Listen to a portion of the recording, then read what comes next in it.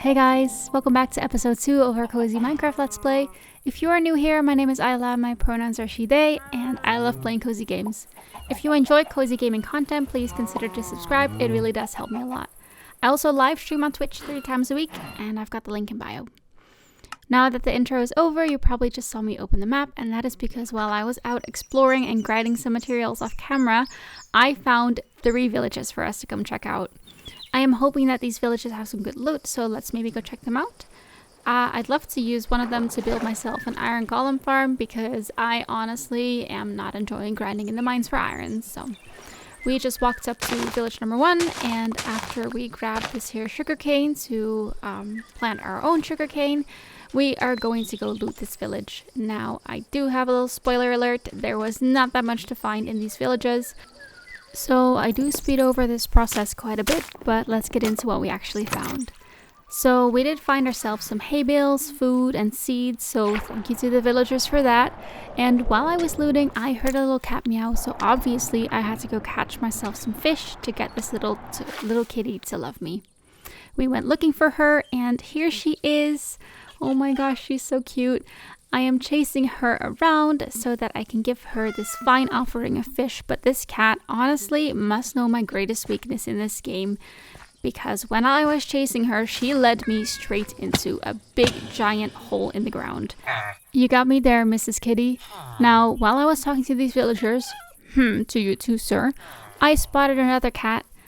As you can see, I went to go chase her, but she also did not want to seem to get tamed.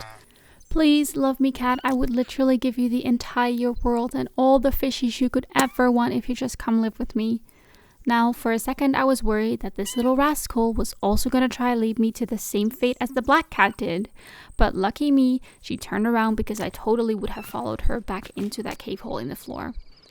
Because I don't know how to give up when it comes to cute animals in game, we woke up again the next day and we went straight back to fishing. So enjoy this little satisfying fishing compilation so we can finally tame ourselves these cats.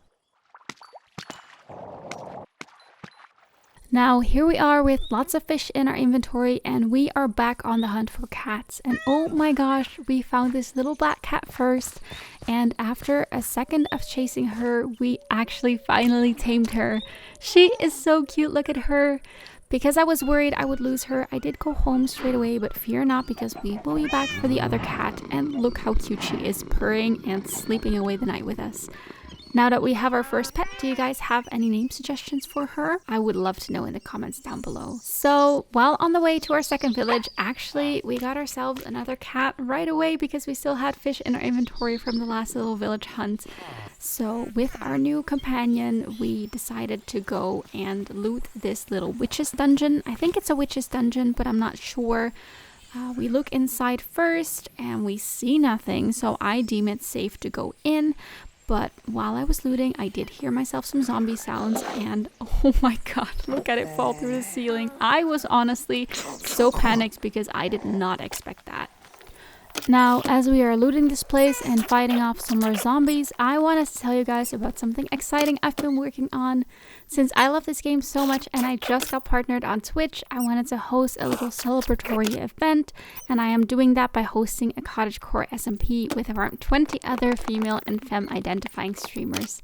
This Let's Play is all about lifting up the girlies who love Minecraft as much as I do, so if you'd like to see that, I stream this SMP every Friday on Twitch during the month of March, and I will have a link to all the content creators that are participating in my bio.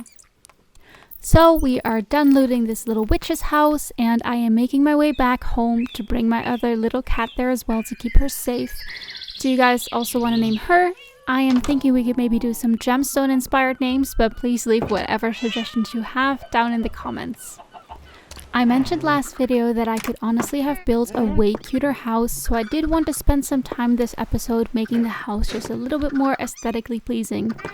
We are going for cozy cottagecore vibes with lots of plant, lanterns, and other decorational pieces, so you will see me placing lots of those in the next couple clips. I really do love making myself some custom garden lights because I think it adds so much to any builds, and my favorite pieces to detail builds with are slabs, stairs, and fences in any wood type, spruce or oak trapdoors. Here I am using oak. chains with lanterns or flower pots and lots of leaves, flowers, and plants. I don't really have a method to the madness, I just place random items until I think it looks good, which is what you see me do here. If you would like a video dedicated to some of the building tips I use, let me know.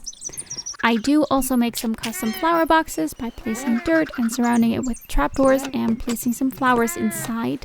I do this all around the build, and I variate between using dirt on the inside and using leaves. Now, I wanted to take some time here to explain this mod that I'm using, since I do love using it for decorating.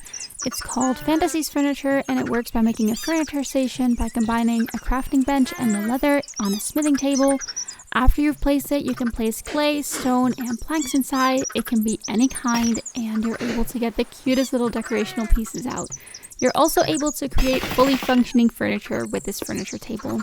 This mod is included in the mod pack that I use, but you can also download it separately.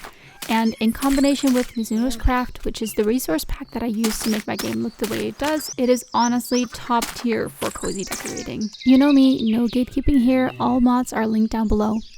After we are all done decorating the house, I created a path by using a shovel, planks, slabs, and some stone bricks to create a path to the house. As we finish up the last details on that by lighting up the place with some torches, we are all set to create ourselves the farm that I mentioned in the last video. We start by clearing the area and making sure no flowers are in the way of our build, and then we get to work. The first thing I do is place some fences, and I make another custom lamppost to light up this place. I do this by putting a stone brick on the floor and stacking some fences on top. At the top of this, I make a little cross of fences, as you can see in a second, and I add leaves on top so that it can look like a cute custom tree around the farm. I do this a couple more times, but each time I do it the same way, so if you want to recreate these for your own builds, now you know how to do it. This is so far my favorite way of making custom lighting, but since I still consider myself a beginner at Minecraft, I am always looking at build inspiration from other creators to make my builds look super nice. It really helps a lot. As I'm learning, I love passing on these tips and tricks so that you can learn and grow with me. Now, once I start placing fences, I do try to alternate the fences by placing hay bales, barrels, and bricks in the middle so that it doesn't look so plain and it's a little bit more cottage style. I like the messy look that it gives, as if there's actually people living in my village and using these farms for their food. So here we are making another one of those custom street lamp tree thingies.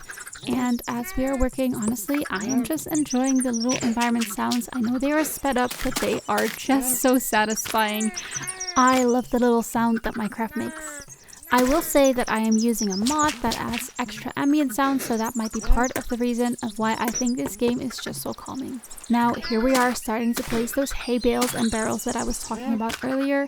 Since I am hoping to put mostly wheat on this farm, I thought it would be a cute addition to make it look like it was actually in use.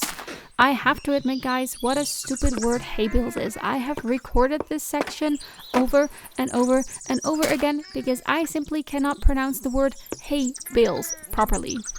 Anyway, rant over, I guess. I have to admit, guys, I did a little oopsie on this part and I am missing part of the recording where I put these first wheat seeds in. But basically all I did was put some slabs as a staircase, add a water source, wheat seeds, and sunflowers, and it looks kind of like what I'm doing here anyway, so it doesn't really matter.